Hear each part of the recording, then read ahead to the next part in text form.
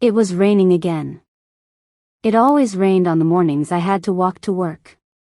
The drops splashed on my thin umbrella, soaking my shoes as I trudged down the cracked sidewalks of our small town. My colleagues at the office would glance at me, some pitying, others mocking, when they saw my drenched clothes. But on that particular morning, my life split in half. I had barely hung my wet coat on the rack at work when my phone buzzed. It was Grandpa. His voice carried warmth but also an edge of surprise. "Sweetheart," he asked softly, "how's the car I bought you? Does it handle well in the rain?" I froze. My heart stopped beating. My mind spun like a broken wheel. "What car?" I whispered. Silence. A silence so deep it roared in my ears. Grandpa never spoke again for a full minute. When he finally did, his voice was hollow. "You mean, you never got it?" And that was the moment I learned the truth. My parents had handed my car, my future, my freedom, to my sister. That was the day my revenge began. I grew up in a household where love was not divided equally. My sister, Clara, was the golden child. She sparkled with the kind of beauty people noticed instantly: long black hair, a smile that fooled strangers, and a manipulative sweetness that made adults adore her. Me? I was the quiet one. The one who read books instead of attending parties, the one who helped with dishes while Clara twirled in her new dresses. I wasn't jealous at first.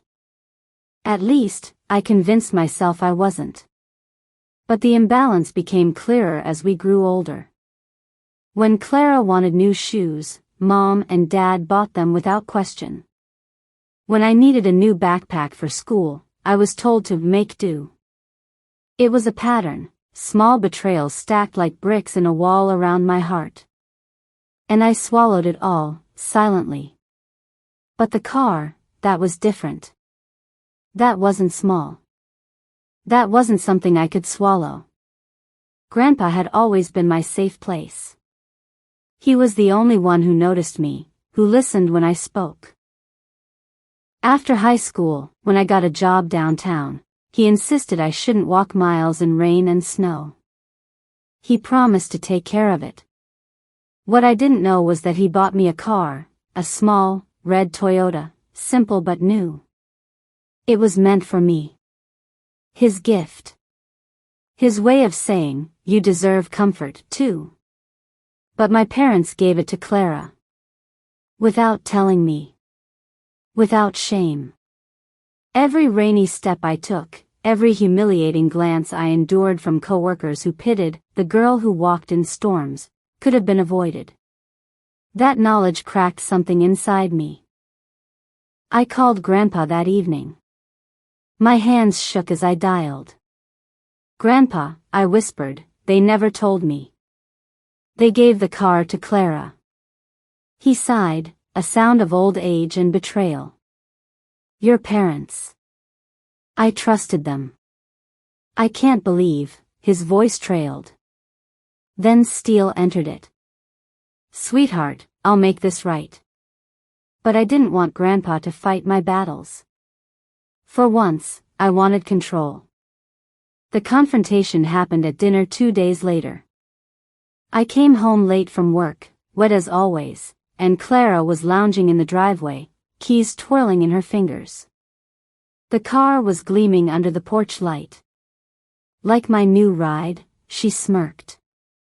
"My car, you mean," I said. Her smile froze. Mom's voice cut through the tension as she stepped onto the porch. "That car was better suited for Clara. She has more responsibilities." I laughed bitterly. "More responsibilities?" "I work 10 hours a day, walking miles to get there. She goes to parties. How is that responsibility?" Dad slammed his hand on the table inside. "Don't raise your voice. We made the decision, and that's final." That night, I lay awake, staring at the ceiling. A decision formed in my mind, sharp and clear. I wouldn't beg for justice. I would take it. Clara loved attention. She flaunted that car like a crown. Every Friday, she parked it outside clubs, bragging that Grandpa bought it just for her. She lived in the lie, and people believed it. So I decided, would expose her. But not just to Grandpa. To everyone. Step 1, I needed proof. I started by visiting Grandpa. I asked for the receipt, the paperwork of the purchase. He looked at me, eyes full of sorrow, but he handed it over. My name was on it. Not Clara's. Step 2, I waited. Clara was careless. She left the keys around the house, bragging that nobody dared touch her prized possession. One Saturday morning, while she was still asleep, I took them. Driving that car for the first time was like breathing after drowning. The leather smelled new, the engine purred, and for a moment I felt whole. But I wasn't keeping it just yet. I had a bigger stage planned. Step 3, exposure. My company was hosting a corporate event the following month. Clara was desperate to attend because my boss's son would be there, a young man she had been hunting like prey. I knew she would flaunt the car there. So I prepared. On the day of the event, I parked the car at the entrance myself. I stood beside it, dressed in a gown I saved 3 months to buy. When Clara arrived with Mom and Dad, she froze. "What are you doing with my car?" she hissed. I smiled, pulling out the papers. Funny. Because according to Grandpa, and the government, this car isn't yours. Gasps rippled through the crowd. My boss himself stepped forward, eyes narrowing. "Is this true?" Clara stammered. Mom tried to speak, but the papers told the story. The shame spread across their faces like wildfire. I had one, but I wasn't finished. You'd think they would apologize. Admit the truth. But pride is a poison. That night, Mom screamed that I had humiliated the family. Dad demanded I give the car back for Clara's future. Clara cried, calling me selfish.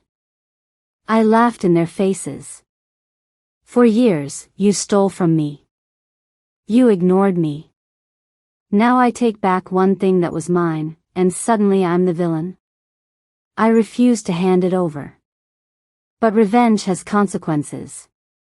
2 weeks later, the car was gone. Stolen. I searched everywhere, only to learn Clara had taken it in the night. She used Dad's contacts to falsify papers, claiming it was hers. For a moment, I broke. The injustice crushed me, and I considered giving up. But then Grandpa intervened. He stormed into the house, his old cane thudding on the floor. "I gave that car to my granddaughter," he thundered, pointing at me. "And you all," he turned to my parents, "you betrayed her. Betrayed me." He threatened to cut them out of his will, and suddenly their masks cracked. They begged, pleaded, but Grandpa's word was final. He took me aside and whispered, "Sweetheart, let me help you finish this." Grandpa and I filed legal action. Quietly. By the time Clara realized, it was too late. The forged papers, the theft, it all came crashing down. In court, with neighbors whispering in the gallery, Clara sobbed as the judge declared the car legally mine. But the humiliation didn't end there. Grandpa revealed he had decided to leave everything, his land, his savings, his house, to me. Not out of favoritism, but because I had endured, worked, and never stolen what wasn't mine. Clara wailed.